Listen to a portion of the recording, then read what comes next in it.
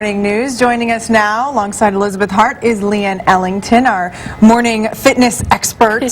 She is the owner of Not Your Average Boot Camp, and you've been doing, what, a three-part series? Today's part 3, right? Exactly. Because it's hot out. It is hot out. So we're not talking about working out today. It's too hot to work out. So we're going to talk about how you can monitor your eating and what to do, what not to do if you're trying to lose body fat. All right. Well, I bet I can guess a few. Don't eat donuts, right, for breakfast? Exactly. Don't eat them for breakfast. Save them for a mid-afternoon snack. Okay. You want to, everything in moderation, but the thing that people tend to do is they are fat phobic, they're carb phobic, and they're calorie phobic in general.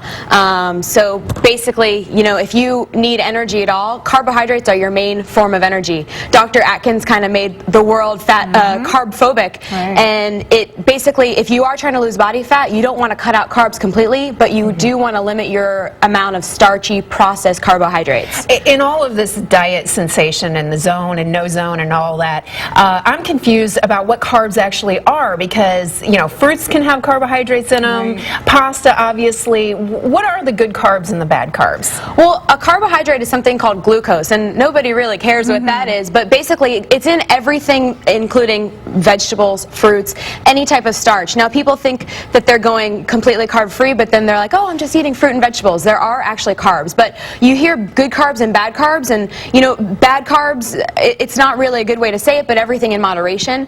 So what people consider bad carbs are the ones that tend to make us store body fat, are the processed, sugary, refined carbohydrates, the white, starchy carbs. Okay. Give us some examples of those foods. White breads, white pastas, cereals, sugary processed foods, those 100 snack packs, Twinkies, donuts, stuff like that. Now, don't cut it out altogether because you have to, maintain some of your sanity. Right. But in terms of if you're trying to lose body fat, you really want to limit it and increase your intake of the non-starchy carbohydrates like the fruits, the vegetables, the whole grains. So I don't have to completely break up with carbs. You to get don't. in better shape. No. Okay. No, you guys can still maintain some contact. I'll never break up with carbs. I could never either. And what about fat? Fat has really gotten a bad rap, probably in the last 30 years. Exactly. But everything in moderation, as you said, right? Good old 1980s were telling us, cut out the fat. So we ended up eating an entire box of Snackwell cookies, and people ended up increasing their fat. Because what happens is you take out the fat, you replace it with something, and usually it was the carbohydrates and the refined sugars. Right. So fat it's responsible for a lot of metabolic processes that go in our body that take place, and we need it to survive.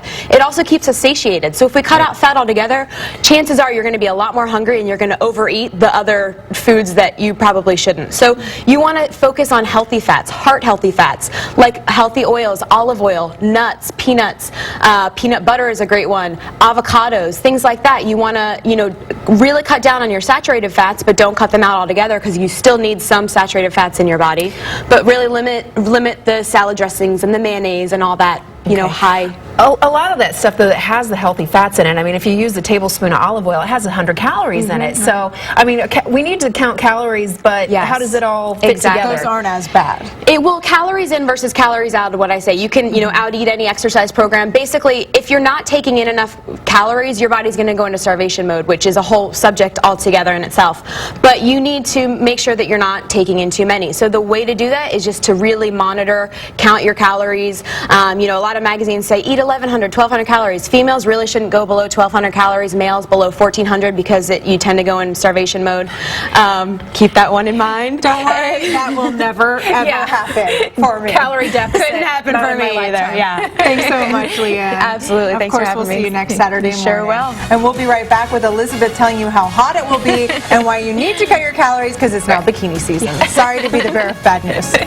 Yeah, you can sweat off.